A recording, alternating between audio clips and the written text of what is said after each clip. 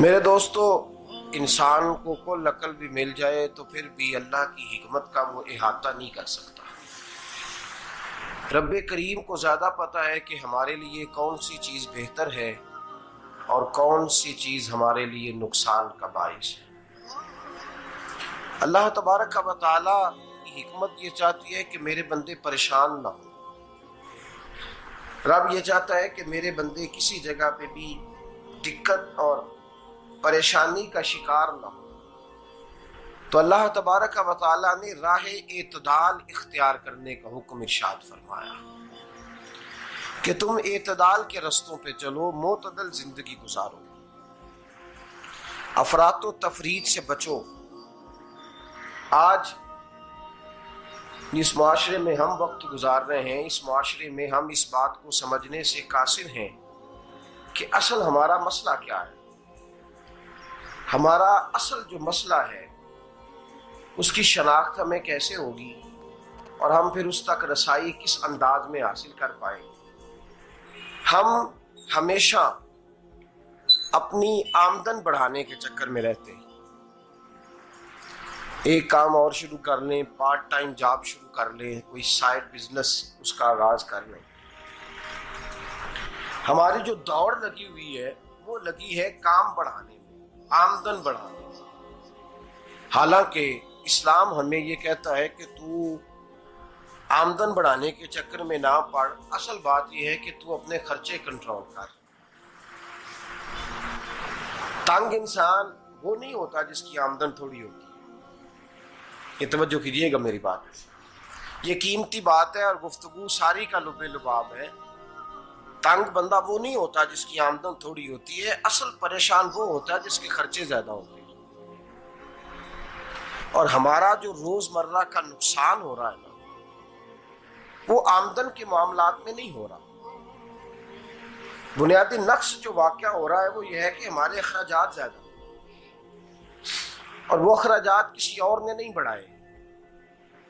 वो खर्चे हमने खुद बढ़ा लिए हैं और अब हमें उसका नुकसान भुगतना पड़ रहा है। और अगर आप सही मानों में टटोलें तो जो बहुत अमीर लोग हैं वो तो उन खर्चों से बच गए।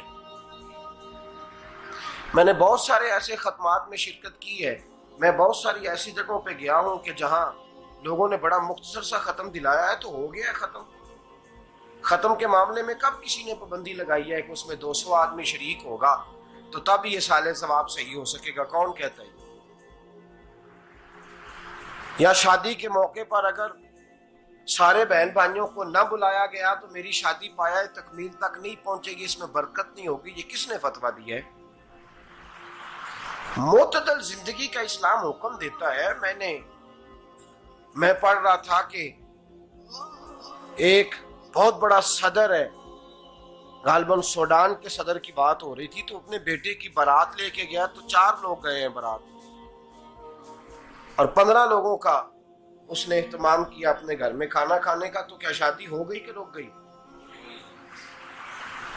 तो भाई राग अलापना इस बात का कि बड़ी परेशानी है, कोई साइड बिजनेस शुरू किया जाए फलान जगह फलान जगह फलान जगह। तो असल मामला ये है कि पहले एक बंदा कमाता है तो फिर भी घर ही चलता है, फिर बड़ा बेटा साथ शामिल होता है तो फिर भी घर ही चलता है, फिर मंझला बेटा शामिल होता है तो फिर भी घर ही चलता है।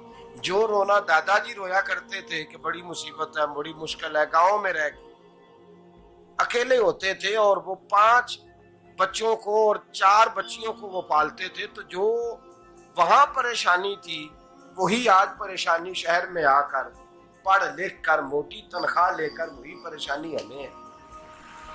तो मैं जिस नतीजे पे पहुंचा हूं इसको पढ़ के, कुरान मजीद की चंद आयात को देखकर और इस मफहूम की जो हदीसें कुतुब हदीस में पाई जाती हैं और हमारे बुजुर्गों ने हमें जो मिजाज इस हवाले से दिया है, मैं इस नतीजे पे पहुंचा हूं कि मसला आमदन का नहीं, मसला खर्चे का है। हमारे खर्चे बुनियादी तौर पर ज्यादा, और अगर फिर हम ज्यादा बोझ खवातीन पे डालते हैं कि वो मुतालबे ज्यादा करती हैं। और अगर आप मुझसे पूछें तो खवातीन की भी अगर किसी जगह कोई आदत खराब होती है तो उसमें असल किरदार उसका होता है जो वो आदत खराब तो क्यों अपने गले से उतार के आप किसी के गले में बात डालने के चक्कर में हैं? वो खवातीन की तबीयत नहीं ऐसी है। असल बात यह है कि हमने आदत डाली है, हमने ये मिजाज उनको दिया है तो उनका बना है, न कैसे बन सकता।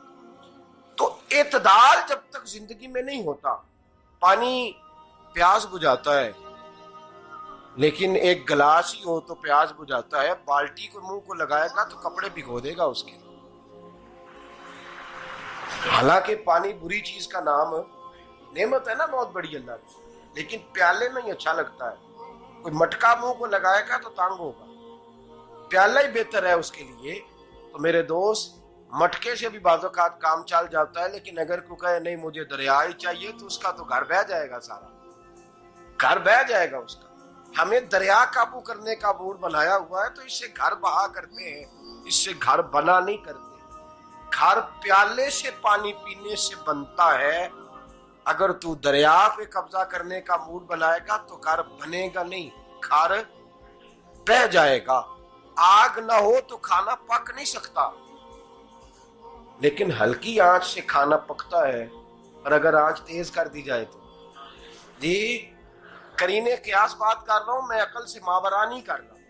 करीने क्यास समझाने के लिए मिसालें दे रहा हूं। हल्की आंच पे खाना पक जाता है और आग तेज हो तो खाना जल जाता है। तो खाना उतनी देर खाने के काबिल रहता है जब तक वो हल्की आंच पे पकता है। तू जितनी मर्जी तू कहता है नहीं मेरा गुजारे नहीं, आग तेज होनी चाहिए, तो मियां जल जाएगा, जल जाएगा। हवा न मिले तो सांस नहीं आती, ठीक है।